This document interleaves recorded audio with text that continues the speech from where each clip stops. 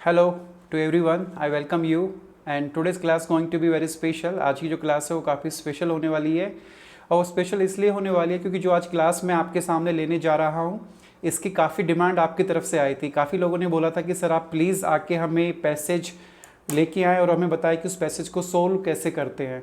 आज से पहले जो मेरी 2 क्लासेस हुई थी वो क्लासेस मेरी पैसेजेस को लेकर ही हुई थी कि जो पैसेज होता है उसको सोल्व करने का आपका जो तरीका है, जो आपकी स्ट्रेटजी है वो क्या होनी चाहिए।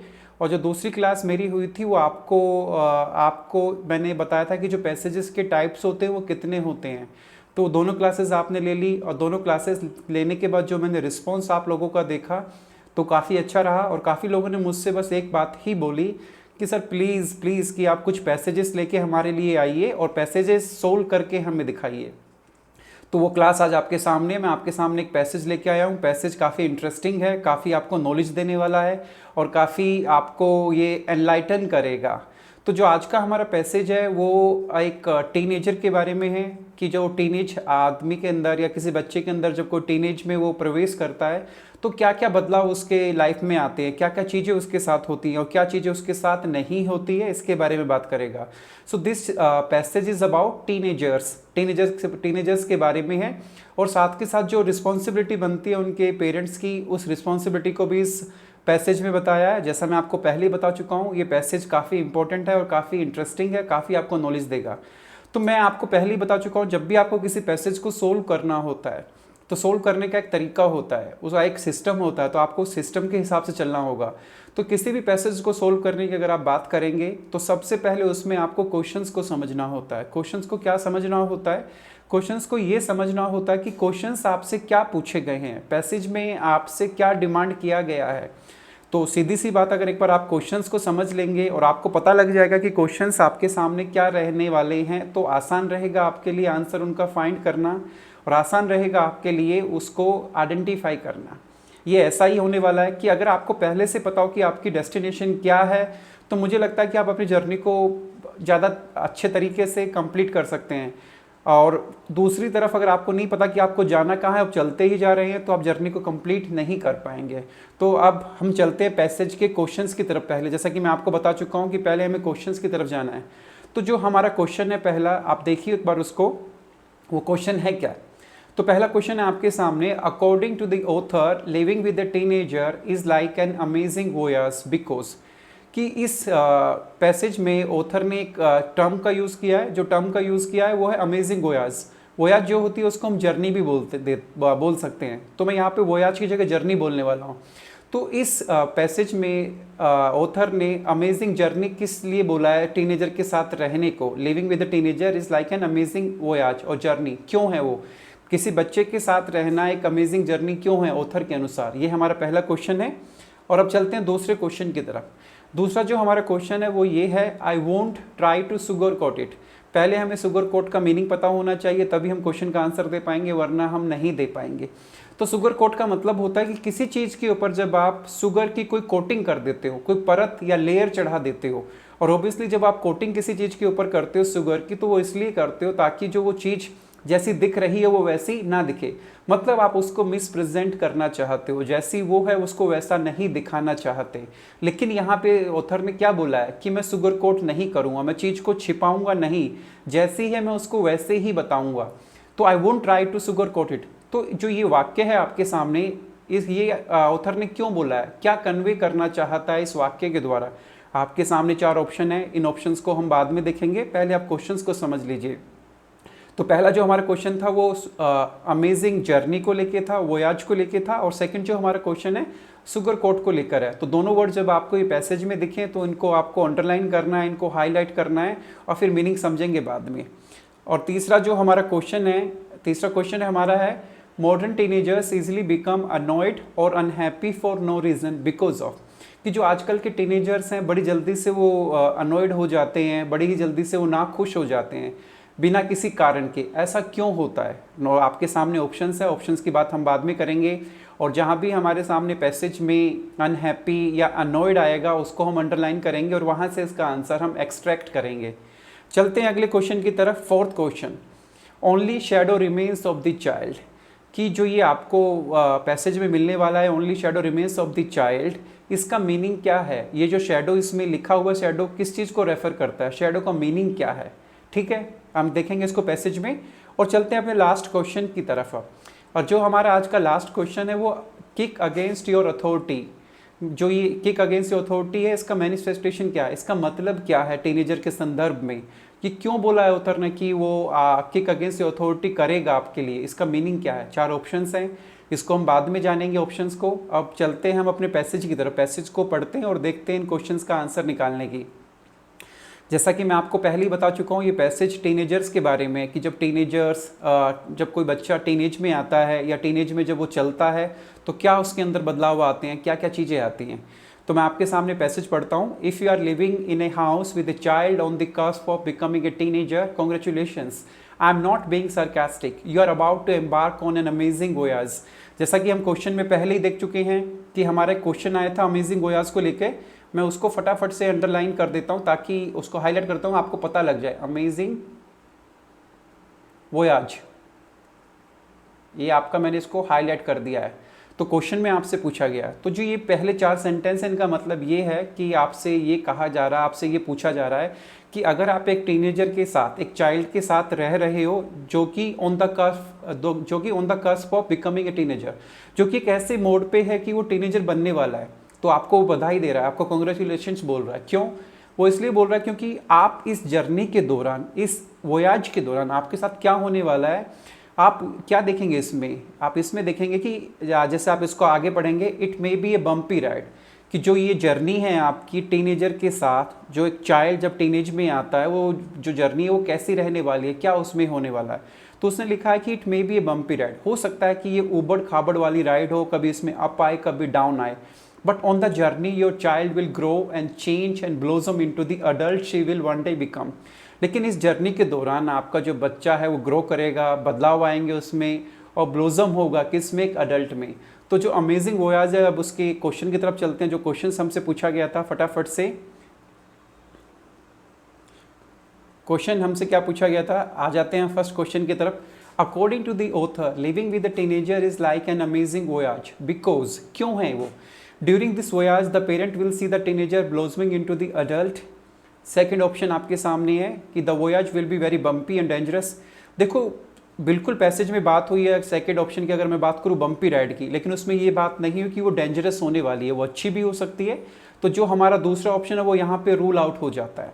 अब तीसरे ऑप्शन की तरफ चलते हैं। Both the teenagers and parent will get to see many amazing sights, कि जो टीनेजर्स हैं और जो पेरेंट है, उन दोनों को काफ़ी अमेजिंग साइट्स देखने को मिलेंगी। ये भी गलत है, क्योंकि उनको साइट्स थोड़ी ना देखने को मिलने वाली है। वो क्या देखेंगे? अपने बच्चे को ग्रो करते हुए देखेंगे, एक चाइल्ड से एक टीनेज में जाते हुए, और टीनेज के दौरान जो परिवर्तन होते हैं उसको वो देखेंगे। तो ये ऑप्शन भी हमारा गलत है। अब हम चलते हैं फोर्थ ऑप्शन की तरफ। The voyage will take them to different wonderful places, बिल्कुल गलत है। वो वोयाज उनको कहीं नहीं ले जाने वाली। यहाँ वोयाज का मतलब केवल एक्सपीरियंस से है, जो एक्सपीरियंस वो करने वाले हैं, जो उनका एक्सपीरियंस होने वाला है टीनेजर के साथ उस पीरियड के दौरान। तो तीनों ऑप्शन गलत है। तो सीधा जो हमारा यहाँ पे ऑप्शन सही है वो ऑप्शन हमारा क्या है? ए ऑप्शन हमारा होने वाला है। और ए ऑप्शन क्यों होने वाला है? जैसा कि आपने देखा ही होगा, उसमें लिखा था पैसेज में, मैं दोबारा से आपको दिखा देता हूँ ताकि आप उसको आइडेंटिफाई कर पाएँ। You are about to embark on amazing journey, it may be bumpy ride, but on the journey your child will grow and change and blossom into the adult. अब जो ऑप्शन हमारा था, उस ऑप्शन में आपने देखा था कि उसमें क्या लिखा हुआ था कि आपका जो बच्चा है वो ब्लॉसम करेगा, वो परिवर्तन करेगा किस चीज़ में? वो अडल्ट बनेगा। तो जो आपका है वो यहाँ पे लिखा हुआ है ब्लॉसम इनटू द अडल्ट। तो आपका ऑप्शन ये सही है। अब चलते हैं इस पैसेज को लेके आगे की तरफ। लेकिन if you are living with an older teenager, लेकिन यदि आप एक टीनेजर के साथ रह रहे हैं जो थोड़ा उस टीनेज में कुछ साल बिता चुका है, वो 15 का या 16 का हो चुका है, तो यहाँ पे ऑथर ने एक बात बोली, I won't try to sugar coat it. जैसा कि शुगर कोट हमारे उसमें आया था क्वेश्चन में, इसको भी मैं हाईलाइट कर देता हूँ ताकि आपको ये दिख जाए। I won't try to sugar coat it, मतलब इस पर चीनी की परत नहीं चढ़ाएंगे, जैसा होगा वैसा दिखाएंगे। तो जो ओल्डर टीनेजर होता है उसमें क्या होगा? यू विल मीट चैलेंजेस, आपके सामने काफ़ी सारी चेतावनी आएगी, काफ़ी सारे चैलेंजेस आएंगे। वो चैलेंजेस कैसे होंगे? द रेजिंग हार्मोन्स, वो बढ़ते हुए हार्मोन्स जो चेंज होते हैं, the pressure of exams, pressure exam का आने वाला है। The angst of relationships with friends, मतलब जो एक एंगेस्ट होती है, जो एक फीलिंग होती है एंग्जाइटी की, कई बार होता है ना टीनेजर में कि कई बार उनकी दोस्ती अपने दोस्तों से टूट जाती है, कई बार बनती है, तो वो भी उनके अंदर काफ़ी एंग्जाइटी लेके आता है। और इवेंचुअली लवर्स, इस एज में जब वो ऐसे लवर्स के साथ जुड़ जाते हैं और उनके साथ ब्रेकअप हो जाता है तो काफ़ी मुश्किल होता है। तो modern teenagers are under so much pressure, जो आजकल के टीनेजर है काफ़ी प्रेशर के अंडर हैं। And it's no wonder they get moody. अब कोई बड़ी बात नहीं है कि वो मूडी हो जाते हैं। मूडी का मतलब कभी वो खुश हो जाते हैं, कभी वो ना खुश हो जाते हैं। तो हमारा क्वेश्चन देखो यहाँ पे आपको उसका आंसर मिल गया है। जो हमारा क्वेश्चन था सेकंड, वो क्वेश्चन क्या था हमारा? क्वेश्चन हमारा यही तो था कि I won't try to sugar coat it. मतलब ये जो सुगर कोट है इसका कहने का मतलब क्या है? जो ऑथर है, she does not want to hide the fact that parenting a teenager is full of challenges, कि जो पेरेंटिंग करना है टीनेजर को वो फुल ऑफ चैलेंजेस है, उसमें काफ़ी सारी मुश्किलें हैं। Second, parenting is very challenging and parent must be prepared for it in A gentle manner. Parenting काफ़ी मुश्किल है और इसके लिए पेरेंट्स को एक जेंटल मैनर में तैयार रहना चाहिए। दूसरा ऑप्शन ये है जो कि सही नहीं है। और तीसरा ऑप्शन आपके सामने, parenting teenager is like taking an unpleasant cure for ailment, ऐसा कुछ भी नहीं है, इसमें हुआ ही नहीं है। Fourth option, she does not want to flatter the parent into believing that they are capable of managing teenagers. मतलब वो फ्लैटर नहीं करना चाहती, उनको धोखा नहीं देना चाहती कि जो मैनेजिंग है, जो टीनेजर को मैनेज करना है वो बड़ा आसान है, वो तो नहीं है। तो आपके सामने जो दो ऑप्शन है वो नज़दीक वाले, वो कौन सा है? फर्स्ट और second. Parenting is very challenging, बिल्कुल सही है, लेकिन उसमें ये नहीं बोला गया कि पेरेंट्स को एक जेंटल मैनर में इसके लिए तैयार रहना चाहिए। उसमें क्या बोला है ऑथर ने? ऑथर ने उसमें बोला है कि जो पेरेंटिंग है it is full of challenges, full of challenges. तो जो हमारा इसमें फर्स्ट ऑप्शन है वो आपका इसमें सही है। फर्स्ट ऑप्शन आपका इसमें आपका आंसर है। She does not want to hide the fact, वो इस फैक्ट को हाइड नहीं करना चाहती। सुगर कोट का मतलब यही तो हुआ कि छिपाना नहीं चाहते कि that parenting a teenager is full of challenges, कि जो पेरेंटिंग करना है एक टीनेजर की वो काफ़ी चुनौतियों से भरा है, चुनौतियाँ आपकी इसमें काफ़ी आती हैं। सो ये हमारा सेकेंड ऑप्शन हुआ। अब चलते हैं दोबारा पैसेज की तरफ हम। तो ये हमारा फर्स्ट पैराग्राफ हो गया था, अब हम चलते हैं सेकंड पैराग्राफ की तरफ। Living with a tin can be difficult because your child is in the process of great change, कि एक टीन्स के साथ रहना काफ़ी मुश्किल हो सकता है। और मुश्किल क्यों हो जाता है? क्योंकि वो जो आपका चाइल्ड होता है एक प्रोसेस में होता है, चेंज के एक बदलाव में। Gone is the baby who adored you without question, मतलब आजकल वो बच्चे जा चुके हैं जो आपको बिना किसी क्वेश्चन के एडोर करेंगे, आपकी वर्शिप करेंगे, आपको काउंटर अटैक नहीं करेंगे। Only shadow remains of the child who hung on your every word of wisdom, मतलब आजकल ऐसे बच्चों की केवल ना शेडो रह गई है, परछाई रह गई है। मतलब वो तो आगे चले गए हैं, परछाई रह गई है। जो आप बोलते थे वो वैसा करते थे, वैसा सुनते थे। तो हमारा ये देखो क्वेश्चन एक था, ओनली शेडो रिमेन्स, तो इसको मैं हाईलाइट कर देता हूँ ताकि फिर हम उसके आंसर की तरफ चलेंगे। Only shadow remains of the child who hung on every word of wisdom. तो फटाफट हम चलते हैं क्वेश्चन की तरफ। आपका आंसर आपको यहाँ मिलने वाला है। Third question, modern teenager easily become annoyed और unhappy for no reason because of. ये क्वेश्चन हमारा स्किप हो गया था, इसकी तरफ मैं आता हूँ। तो आपने देखा था कि वहाँ पे हमने हार्मोनल चेंजेस की बात की थी, वहाँ पे हमने फेल्ड रिलेशनशिप की बात की थी, फेलिंग इन एग्जामिनेशंस की बात की थी। तो हमने वहाँ तीनों की बात की थी। तो तीनों ऑप्शन तो हमारे सही नहीं हो सकते। तो जो हमारा फोर्थ ऑप्शन है, थर्ड क्वेश्चन का, वो सही होने वाला है, क्योंकि जो हार्मोनल इम्बैलेंस होता है, जो फेल्ड रिलेशनशिप्स होती हैं या फेलिंग इन एग्जामिनेशन होता है, ये काफ़ी आपके अंदर स्ट्रेस लेके आता है। The enormous stress they experience at this age, इस एज पर वो काफ़ी ज़्यादा स्ट्रेस एक्सपीरियंस करते हैं। और वो जो स्ट्रेस होता है वही कारण होता है कि जो आजकल के टीनेजर होते हैं वो बड़े ही मूडी होते हैं और बड़ी जल्दी से वो अनॉयड और अनहैप्पी हो जाते हैं। अब चलते हैं चौथे क्वेश्चन की तरफ, जिसका कि आंसर हमारे पास था। So only shadow remain of the child, the word shadow here refers to, कि आजकल केवल शेडो बची हुई है उन बच्चों की। तो शेडो का मतलब क्या है? वैसे शेडो का मतलब परछाई होता है। परछाई का मतलब क्या? कि आजकल केवल ऐसी अनुभूति है, आजकल ऐसा लगता है कि ऐसे बच्चे आजकल काफ़ी कम है या तो बिल्कुल है ही नहीं। जो अपने माँ बाप को फॉलो करते हैं, जो अपने पेरेंट्स को फॉलो करते हैं जैसा कि वो कहते हैं। तो आजकल तो ऐसे है ही नहीं। तो जो ये शैडो, इसका मीनिंग क्या हुआ? फेंट ट्रेसेस ऑफ एडोरिंग चाइल्ड। फेंट ट्रेसेस का मतलब होता है कि हल्के फुल्के से निशान हैं आजकल कि ऐसा बच्चा आपको मिलेगा जो एडोर करेगा, जो अपने पेरेंट्स को रिस्पेक्ट करेगा। सेकंड ऑप्शन आपका है old memories of the teenager. Old memories की तो बात नहीं हुई है definitely. Old memories of the parent, उसकी भी बात नहीं हुई है। तो आपको जो डिसाइड करना है वो फर्स्ट या फोर्थ में से करना है। जो फोर्थ ऑप्शन आपका है, the darker aspect of the growing teenager. एक काला एस्पेक्ट, एक काला अध्याय जब एक बच्चा बढ़ता है तो उसकी बात की है?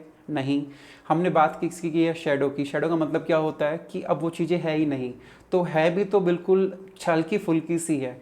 और जो हल्की फुल्की का हमें एक्सपीरियंस हो रहा है वो फर्स्ट ऑप्शन से हो रहा है, फेंट traces of the adorning child.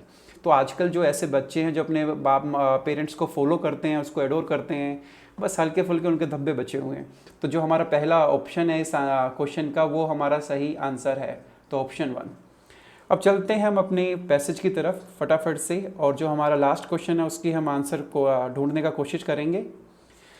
तो living with teens can be difficult because your child is in the process of great change. Gone is the baby who adored you without question. Only shadow remains of the child who hung on your every word of wisdom.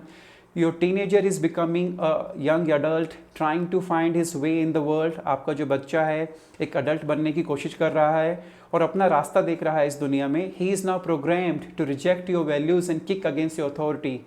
जैसा कि हमने kick against authority हमारे question में था, इसको भी मैं highlight कर देता हूँ ताकि आप समझ जाएं, और यहाँ से हम इसका मीनिंग एक्सट्रैक्ट करने की कोशिश करेंगे जो हमारा लास्ट क्वेश्चन है।